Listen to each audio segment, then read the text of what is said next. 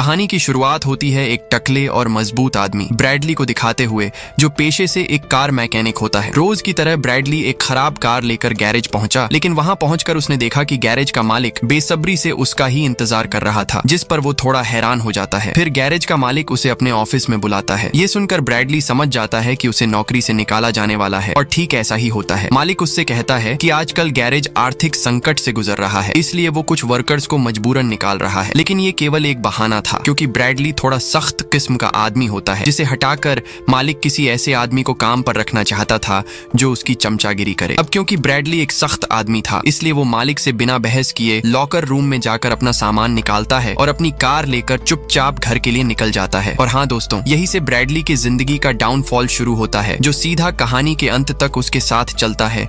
और उसी के साथ खत वो देखता है कि उसकी पत्नी लॉरेन अपनी कार में बैठकर किसी से फोन पर बात कर रही थी। ब्रैडली को उस पर शक होता है, इसलिए वो सच का पता लगाने के लिए कुछ देर तक उसे घूर कर देखता है, और जब उसे यकीन हो जाता है तो वो तुरंत ही लॉरेन के पास जाता है और उसे कार का गेट खोलने को कहता है। उसकी पत्नी कहती है, आज बड़ी जल्दी काम से आ गए। तभी ब्रैडली उसके गले पे किसी के होठों के निशान देख लेता है और लॉरेन से कहता है, अपना फोन दो मुझे। लेकिन लॉरेन उसे फोन देने से मना कर देती है, जिस पर ब्रैडली उससे उसका फोन छीन लेता है और उसका शक सही निकलता है। वो किसी पराये मर्द के साथ फोन पर बात कर रही थी। ब्रैडली गुस्से में लॉरेन को घर के अंदर जाने के लिए कहता है। लॉरेन कहती है, मेरी बात तो सुन लो, मैंने कहा घर के अंदर जाओ। फिर लॉरेन चुपचाप घर के अंदर चली गई। अब वैसे ही उसे कुछ देर पहले काम से निकाल दिया गया था, और अब उसकी पत्नी का चक्कर, जिसे लेकर वो और भी ज्यादा परेशान हो चुका था, इसलिए उसने अपना सारा गुस्सा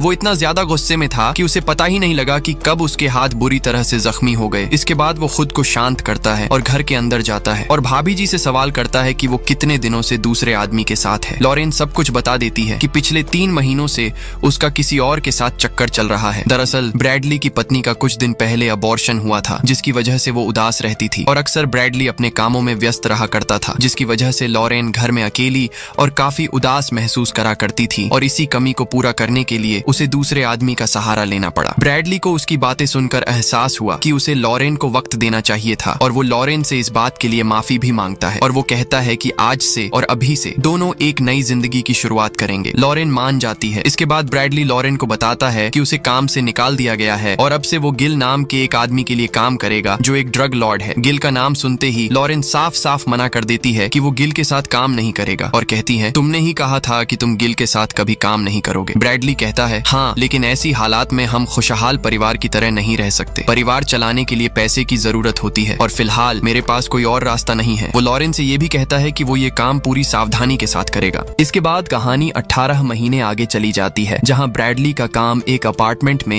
लॉरेन के चेहरे से साफ पता चलता है कि वो ब्रैडली के काम से बिल्कुल भी खुश नहीं है। इधर थोड़ी ही देर में ब्रैडली अपनी कार लेकर उस जगह पहुंच जाता है, और यहाँ हम मिलते हैं ड्रग माफिया गिल से, जिसके लिए ब्रैडली काम करता है। मिलने के बाद दोनों बिजनेस की बातें करते हैं। गिल बताता है कि उसका एक दोस्त है जिसका नाम एलिएजर है, जिसकी मैक्सिको में बड़ी पहुंच है। उसे उसका एक जरूरी काम करना है। थोड़ी देर बाद एलिएजर भी अपने 2 आदमियों रोमन और पेड्रो के साथ वहां पहुंच जाता है। फिर एलिएजर ब्रैडली को बताता है कि उसे उसका एक जरूरी काम करना है, और इस काम में उसके आदमी रोमन और पेड्रो भी उसका साथ देंगे। लेकिन ब्रैडली उसके साथ काम करने से साफ मना कर देता है, क्योंकि उसका एक आदमी रोमन उसे बहुत ज्यादा नशेड़ी किस्म का लग रहा था। उसे डर था कि रोमन बिना सोचे समझे और लापरवाही से काम करेगा, जिसकी वजह से वो पुलिस के हाथ लग सकते हैं। एलिएजर अपने दोनों आदमियों का बचाव करते हुए कहता है कि वो उसके सबसे होनहार आदमी है, लेकिन फिर भी ब्रैडली उसे मना कर देता है। गिल ब्रैडली से अकेले में बात करता है और उसे समझाता है कि ये काम उनके लिए काफी फायदेमंद साबित हो सकता है। साथ ही गिल ये भी वादा करता है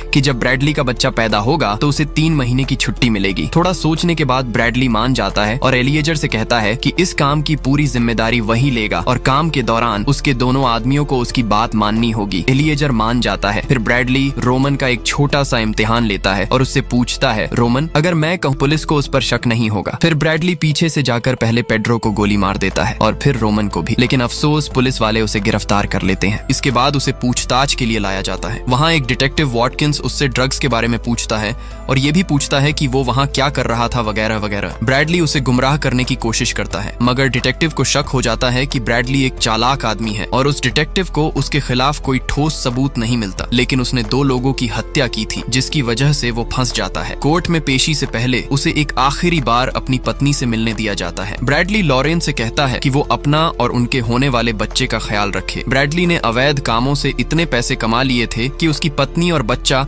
आराम से एक अच्छी जिंदगी जी सकते थे। फिर ब्रैडली को हत्या और अवैध हथियार रखने के जुर्म में 7 साल की सजा सुनाई जाती है और उसे फ्रैंकलिन एर्जेंस नाम की जेल में भेज दिया जाता है। वहां पहुंचकर उसे उसकी सारी कीमती चीजें उतारने को कहा जाता है, यहाँ तक कि उसकी शादी की अंगूठी भी उतार दी जाती है। इसके बाद उसका हेल्थ टेस्ट लिया गया। टेस्ट आता है कि पिछले लेन देन की नाकामी की वजह से उसके मालिक एलियाजर को $3 मिलियन, जो INR में लगभग 27 करोड़ होते हैं, इतना पैसा एलियाजर का नुकसान हुआ है। इसके बाद डॉक्टर प्लेसिड उसे लॉरेन की एक तस्वीर दिखाता है जिसे उन्होंने अगवा कर लिया होता है। डॉक्टर प्लेसिड आगे कहता है, एलियाजर तुम पे बहुत गुस्सा है और वो तुम्हारी पत्नी और होने वाले बच्चे दोनों को मार देगा, लेकिन एक शर्त पर वो ऐसा नहीं करेगा। फिर दोनों के बीच एक सौदा होता है। ब्रैडली से कहा जाता है कि उसे एक ऐसे आदमी को मारना होगा जिसे उम्र कैद की सजा हुई है, और वो आदमी रेडक्लिफ जेल के ब्लॉक 99 में बंद है जिसका नाम क्रिस्टोफर है। डॉक्टर प्लेसिड ब्रैडली से कहता है कि अगर उसने रेडक्लिफ के जेल ब्लॉक 99 में जाकर क्रिस्टोफर नाम के आदमी को मार देता है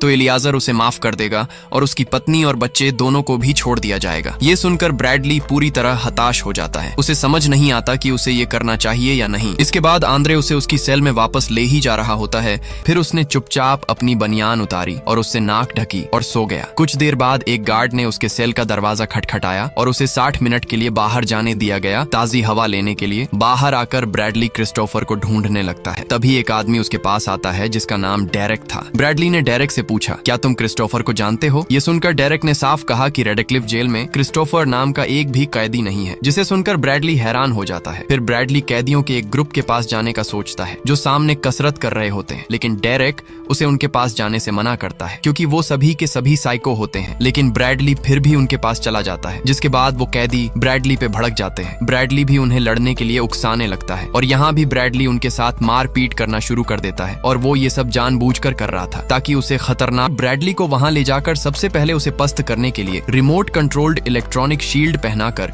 उसे उसकी सेल में डाल दिया गया, जहां चारों ओर कांच के टुकड़े बिखरे पड़े थे। फिर टैग्स रिमोट के जरिए उसे बिजली के झटके देकर पस्त करता है। सीन एक बार फिर लॉरेन पे शिफ्ट होता है, जहां उसे अगवा कर रखा गया था। उसकी हालत काफी खराब हो चुकी होती है और वहीं पे हम डॉक्टर प्लेसिड को भी देखते हैं जो उसकी तस्वीर ले रहा होता है, और उसके साथ एक कोरियन अबॉर्शन स्पेशलिस्ट भी होता है, जिससे हमें साफ साफ पता चलता है कि वो लोग लॉरेन का अबॉर्शन करने वाले हैं। सीन फिर से ब्रैडली पर शिफ्ट होता है, जो अपनी सेल में बिजली के झटके की वजह से पस्त और बेहोश पड़ा होता है, और जब उसे होश आता है तो वो जोर जोर से क्रिस्टोफर का नाम लेकर चिल्लाने लगता है। तभी उसके बगल वाली सेल का कैदी उसे बताता है कि ब्लॉक 99 में क्रिस्टोफर नाम का कोई कैदी मौजूद नहीं है, जिसे सुनकर ब्रैडली हैरान हो जाता है। तभी कुछ गार्ड उसकी आवाज सुनकर वहां आ जाते हैं और उसे सेल से बाहर लाकर उसे बिजली के झटके देने लगते हैं। इसके बाद उनमें से एक गार्ड ब्रैडली से कहता है कि क्रिस्टोफर तुमसे मिलना चाहता है, जिसके बाद उसे क्रिस्टोफर वाली सेल में ले जाया जाता है और यहीं पर कहानी का बड़ा खुलासा होता है, जिसे देखकर ब्रैडली बहुत ज्यादा हैरान हो जाता है। दरअसल वहां क्रिस्टोफर नहीं बल्कि एलिएजर और वही साइको कैदी मौजूद थे जिसे ब्रैडली ने कुछ देर पहले पीटा था। असल में क्रिस्टोफर तो एलिएजर की केवल एक चाल थी ताकि ब्रैडली को किसी तरह धोखे से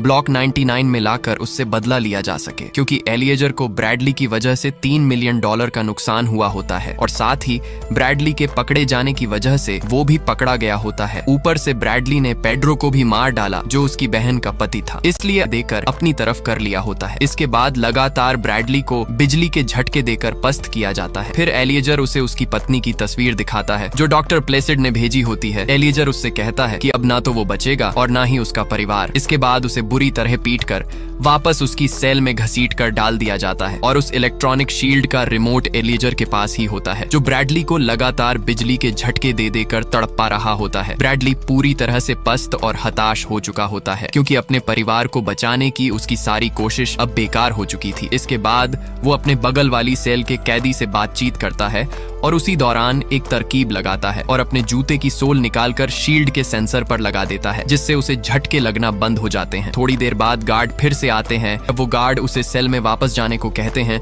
तो ब्रैडली बहाना बनाकर कहता है कि थोड़ी देर मुझे ताजी हवा लेने दो। गार्ड बात ना मानने पर फिर से उसे झटके देने लगते हैं, लेकिन उन्हें पता ही नहीं होता कि शील्ड काम करना बंद कर चुकी है। लेकिन ब्रैडली उनके सामने झटके लगने का नाटक करता है और मौका देखकर अचानक दोनों गार्डों पर हमला बोल देता है, यहाँ तक कि एक गार्ड को मार भी देता है, जिसे देखकर दूसरे गार्ड डर जाता है कि साला ये तो यमराज है। फिर ब्रैडली उस गार्ड से चाबी छीनकर उसे अपने सेल में बंद कर देता है। इसके बाद ब्रैडली सीधे उस सेल की तरफ बढ़ता है जहाँ एलिएजर होता है। वहाँ पहुंचकर सबसे पहले उसका सामना उन साइको कैदियों से होता है, जिन्हें एक एक करके ब्रैडली बुरी तरह से मारने लगता है। किसी के अपने पैरों से चेहरे को कुचल देता है, तो किसी का आंख फोड़कर उसे मार डालता है, और तीसरे और आखिरी कैदी को तो सिर में गोली मारकर उसे मार देता है। फिर लॉरेन उससे स्नाइपर लेकर उस कोरियन डॉक्टर को मार देती है जो उसका अबॉर्शन करने आया था। इधर ब्रैडली को गिल का फोन आता है जो उसे बताता है कि लॉरेन अब सुरक्षित है और अब से वो उसकी देखभाल करेगा। फिर गिल लॉरेन को फोन देता है, जिसके बाद ब्रैडली अपने होने वाले बच्चे के लिए